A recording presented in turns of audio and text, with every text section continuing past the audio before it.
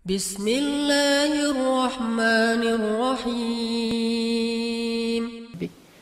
Kita imajinasikan suasana ketika Ramadan turun Al-Quran. Supaya kita tahu bulan Ramadan ini bulan yang di langit itu sibuk banget loh. Malam Ramadan pertama di langit itu hiruk pikuknya tuh luar biasa. Euforianya tuh luar biasa. Gembira semua langit tuh. Sampai surga dibukain satu pintu yang tidak dibuka kecuali di bulan Ramadan. Dan pohon-pohon di surga itu dihias oleh Allah seperti kita menghias taman dengan lampu-lampu di atas pohon. Jadi surga di bulan Ramadan itu kelap-kelip, indah sekali. Tanpa itu aja udah indah surga teh. Saking indahnya surga, Nabi kan pernah melihat surga ketika lagi sholat ya. Kalau nggak salah lagi sholat gerhana matahari. Allahu Akbar, tring gitu. Allah buka tabir, kalau bahasa kita itu dikasih kayak 4D gitu kan. Tiba-tiba Nabi ngelihat sesuatu yang lain. Allah bukakan tabir hijab surga sehingga Nabi melihat surga dari jarak yang sangat dekat. Saking dekatnya seolah-olah hanya dengan melangkah beliau bisa metik buah anggur di dalam surga. Nabi lagi sholat nih, Allah bukakan hijab, Nabi ngelihat surga, ada anggur yang bergelantungan dan gemes banget pengen dipetik saking kerennya nih anggur, saking ranum banget. Nabi berjalan lagi sholat menuju ke depan dan pengen ngeraih anggur. Lalu Allah tutup hijab itu. Dibukalah hijab neraka, Nabi langsung mundur ke belakang sampai mentok ke sahabat di shaf pertama karena melihat isi neraka. Ini artinya surga nggak dihias saja tuh udah keren. Nggak dihias saja Allah sampai mengatakan bahasa-bahasa tentang surga itu di dalamnya lu'lu, marjan, segala macam. Di dalamnya ada banyak perhiasan-perhiasan. Belum lagi nanti bahasanya mudhammatan. Ada jenis surga yang hijau tua. Surga hijau tua maksudnya apa? Surga yang lebat dengan pohon-pohonnya. Ini berarti surga kayak Amazon kalau di dunia. Hutannya lebat banget dan itu buat anak-anak yang anak-anak gunung lah ya. Yang senang-senang gunung tuh ada mudhammatan ayatnya. Saya lagi nyari-nyari surga yang ada ombaknya yang mana gitu. Yang ada mudham. Kenapa surga identik dengan gunung, kebun, rumah, pasangan? Yang pasti pasangan itu yang penting sih. Karena ada kebun, gunung, segala macam sendiri agak-agak garing juga ya. Dan insya Allah di surga itu nggak ada jomblo, tetap hashtag. Mudhammatan. Jadi anak-anak Wanadri ini coba baca Ar-Rahman dan coba bedah lagi ayat mudhammatan. Surganya hijau tua. Kenapa hijau tua? Saking lebatnya hutan di dalam surga. Kayak gimana jenis pohon di dalam surga? Satu pohonnya kita berjalan di bawahnya 100 tahun, itu belum keluar dari naungan dahan-dahannya. Kan di daerah Taman Sari gitu kan, ada pohon-pohon yang kebun binatang yang gede banget ya, melintasi jalan. Itu baru di dunia aja udah kayak gitu pohon, gimana di surga. Sehingga kalau kita berjalan di bawahnya 100 tahun, naik onta nih 100 tahun, belum keluar dari dahan atau naungan keteduhan satu pohon doang. Makanya disebut mudhammatan, hijau tua, lebat banget. Siapa yang ada di sana? Itu tempat spot buat berburu. Karena salah satu hobi nanti penghuni surga, terutama yang cowok-cowok berburu. Cewek-cewek nemenin cowoknya berburu.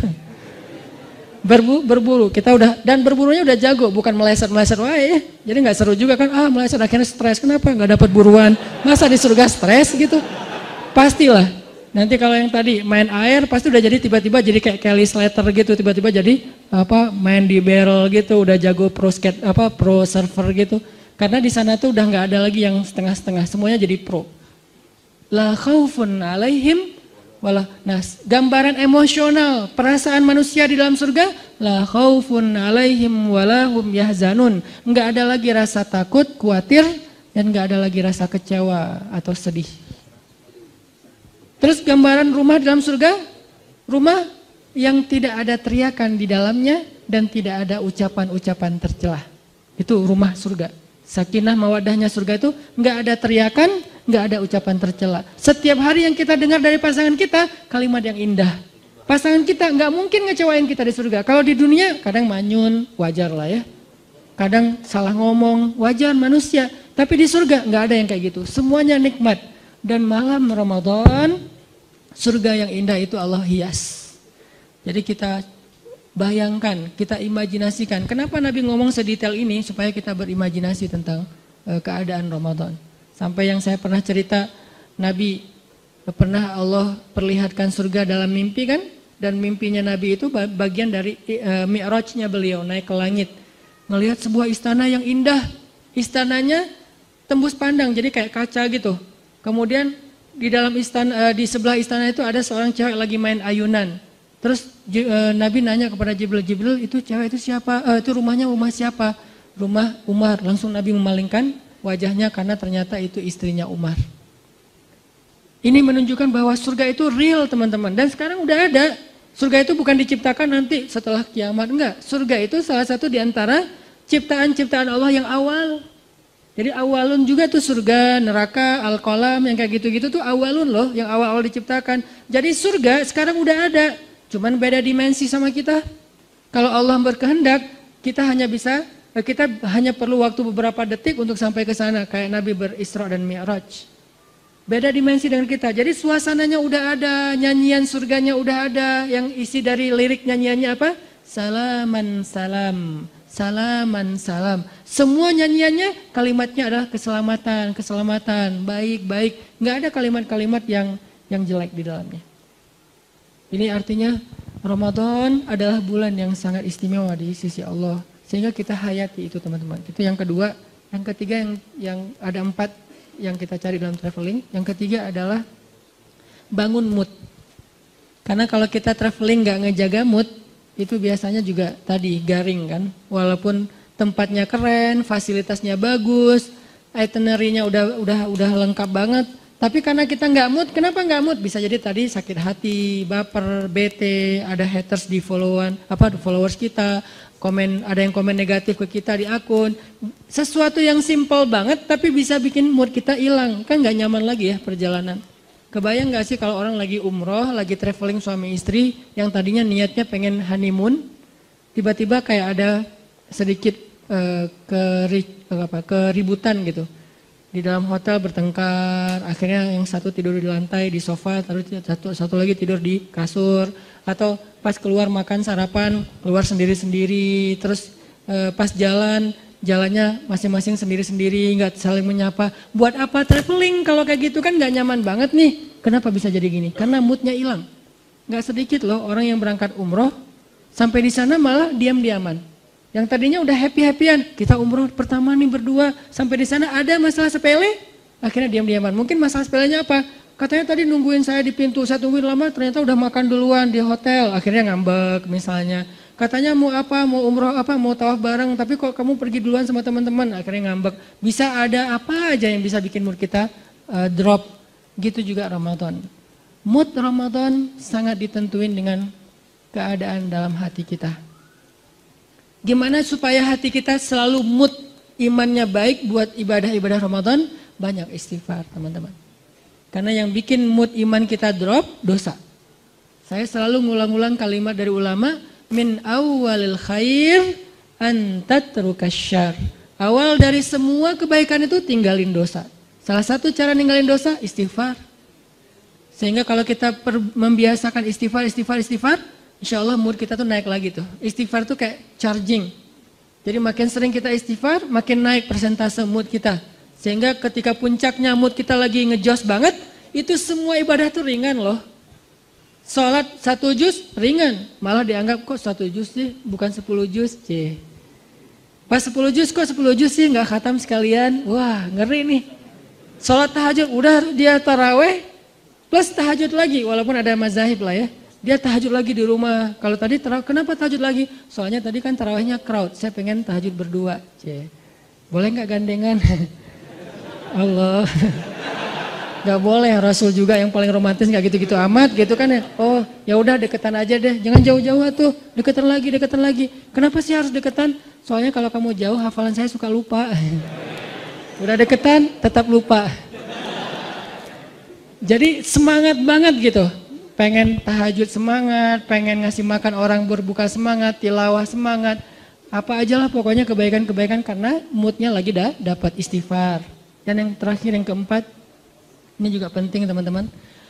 Kita tuh traveling tuh akan bakal jadi fun dan enjoy banget kalau kita perginya dengan seorang teman, partner traveling yang sehobi sama kita. Itu bakalan enjoy banget. Misalnya yang seneng di air. Kebayang gak sih kita traveling ke laut sama teman kita yang takut hitam? Bete banget kan? Nyemplung yuk. Malas hitam gitu. Kalau saya kan emang gak takut hitam karena udah kagok kan. Ya udah sekalian lah gitu. Saya gitu nggak gitu juga tetap aja dibilang hitam. Ya udah kagok lah sekalian hitam gitu. Walaupun tetap rempong pakai segala macam. Biar nggak bertambah daripada nanti nggak dibukain pintu sama istri. Soalnya nggak kenal siapa sih ini. Kebayang kita lagi senang-senangnya main air. Pergi ke wisatanya ke laut. Tapi teman kita takut hitam. Atau teman kita nggak senang air. Dia duduk aja di warung, minum es kelapa muda, makan ikan, segala macam. Kita sendiri yang garing. Karena saya pernah traveling di sebuah tempat, saya udah nyemplung, snorkeling gitu, free dive nggak jelas gitu. Kenapa nggak jelas free dive tapi cuma setengah meter gitu, free dive gitu. Karena khawatir kalau yang jurang-jurang di dalam laut. Pokoknya lagi free dive gitu, teman-teman pada selfie-an gitu. Seru loh ini banyak ikan hias, banyak terumbu karang. Oh iya Ustaz bagus tuh, tampil selfie. Cuman 15 menit saya langsung naik lagi ke boat. Kenapa? Gak seru, garing banget. Masa saya mau jadi sendiri doang di situ di laut, yang lain pada di atas kapal. Ini karena gak dapat partner yang sehobi. Sama kayak kita yang senang gunung, ngajak orang yang malas banget ke gunung. Kedinginan, banyak nyamuk, belum lagi nanti jurik segala macam, khawatir. Masa saya mau ke belakang. Terus bangunin kita, kenapa? Takut gitu kan ya. Kan gak seru banget kan. Belum lagi dia lebay gitu orangnya ke gunung kayak nonton film horor. Dikit-dikit peluk gitu. Ya kalau itu pasangan. Kalau teman kos-kosan gitu kan geli ya. Ini gak sehobi nih sama kita nih ke gunungnya. Jadi gak akan nyaman perjalanan kita trip ke gunung. Atau yang ke mall. Saya sering merhatiin nih kalau lagi nganterin istri ke mall. Apalagi mallnya yang agak-agak rame gitu kayak pasar baru ya. Saya kalau datang ke tempat-tempat yang crowd gitu, saya perhatiin apa? Wajah bapak-bapak. Itu semuanya kerung gitu. Ibu-ibunya, beda banget nih ekspresi antara ibu-ibu sama bapak-bapak kalau di mall teh. Apalagi mall yang pasar-pasar gitu kan bapak-bapaknya. Sambil bawa bawa-bawaan gitu istrinya. Istrinya kan nggak bawa jadi nggak berasa belanja banyak kan. Kayak free gitu. Belum ada apa-apa yang dibeli. Si bapaknya ini apa? Makanya kan ada sunnah Nabi dalam sunnah berbelanja. Salah satunya apa? Suatu hari Nabi lagi belanja bareng dengan Abu Hurairah, ditemenin gitu. Pas Nabi udah beli sesuatu, Abu Hurairah pengen ngambil. Ya Rasul biasa bawa. Kata Nabi, seorang yang belanja membawa belanjaannya sendiri. Itu sunnah belanja. Kenapa kita bawa belanjaan sendiri? Biar tahu kalau kita udah belanja banyak. Kalau yang bawanya supir, suami atau siapa gitu, kita nggak tahu. Makanya belanja bawaan sendiri. Udah banyak akhirnya males gitu kan. Atau naruh dulu di bagasi mobil balik lagi. Tetap aja. Itu wajah bapak-bapak tuh rata-rata tuh bete banget loh. Kalau di tempat-tempat crowd gitu ya. Semuanya pada bete. Kalau seandainya mereka bisa memilih. Cuman gak dikasih pilihan sama istrinya. Seandainya bisa memilih pasti mereka mau mojok di mana gitu ngopi. Kalau udah dikasih kopi langsung cenghar lagi kan ya. Wah kopi nih. Makanya kalau partner traveling kita nggak sehobi itu nggak bakalan enjoy, pasti nggak nyaman banget. Sebentar udah langsung pengen cus, kenapa? Udah kelihatan ada wajah-wajah bete nih. Mudah-mudahan kita cari partner Ramadan kita. Siapa yang rajin tilawah? Almar'u ala dini khalilih. Seseorang itu tergantung siapa? Teman dekatnya. Jadi kalau partner traveling Ramadan kita senang tilawah, kita ke bawah. Senang tahajud, kita ke bawah. Senang sedekah, kita ke bawah. Senang kebaikan-kebaikan, kita ke bawah. Cari partner traveling yang bisa bikin Ramadan kita lebih semangat, lebih lebih nyaman gitu. Dan mudah-mudahan di akhir Ramadan nanti ada satu kesempatan 10 malam terakhir. Itu kalau saya analogiin dengan traveling teman-teman. Biasanya pas kita traveling kalau dengan pasangan tuh selalu hari terakhir itu kita nggak barengan. Hari pertama barengan, kedua barengan, terus aja barengan, pegangan tangan kemana-mana nggak bisa lepas gitu. Giliran hari terakhir pasti nggak barengan. Kenapa? Karena masing-masing ngejar target. Nyari oleh-oleh yang belum dapat. Si ibunya nyari oleh-oleh buat teman-temannya, si yang cowoknya juga nyari oleh-oleh buat teman-temannya. Jadi semuanya mencar. Hari terakhir biasanya mencar tuh. Masing-masing rampung sendiri-sendiri. Udah kita nanti ketemuan di sini ya, meeting pointnya, udah jalan sendiri-sendiri. Itu analogi sederhana berlaku juga di Ramadan. Hari terakhir yang tadinya kita barengan, berbuka puasa bareng, malam tahajud bareng. Begitu masuk asyarah min awakhir Ramadan, 10 terakhir bulan Ramadan kayaknya kita harus berlakukan SOP traveling. Gak apa-apa deh, kali ini kita agak sendiri-sendiri. Itikaf sendiri-sendiri, maksudnya satu masjid tapi kan beda. Masa mau itikaf di sini mesra-mesraan kan agak aneh ya. Boleh sih mesra-mesraan, gimana? Nyisir rambut. Misalnya, mah bawa sisir enggak? Kenapa? Sunnah mah. Kan Aisyah nyisir rambut Nabi ketika lagi, papa kan gak punya rambut. Oh ya. Soalnya banyak mikir gitu. Jadi udah mulai sendiri-sendiri, udah nggak buka puasa bareng lagi karena sibuk dengan itikaf, masing-masing ngejar malam Lailatul Qadar. Dan itu penting banget, insya Allah nanti di malam-malam berikutnya akan dibahas. Mudah-mudahan tahun ini kita memperoleh Lailatul Qadar, dan seandainya tahun ini adalah Ramadan terakhir kita, ya Allah jadikanlah Ramadan ini sebagai penggugur semua dosa-dosa kami. Jadikanlah Ramadan ini sebagai jalan buat kami ke surgamu ya Allah. Dan jadikanlah Ramadan ini adalah Ramadan terbaik dalam hidup kami. Semoga Allah memberkahi bulan Ramadan kita. Kullu am wa antum bi khair. Ramadan karim. Billahi taufiq wal hidayah. Wassalamualaikum warahmatullahi wabarakatuh.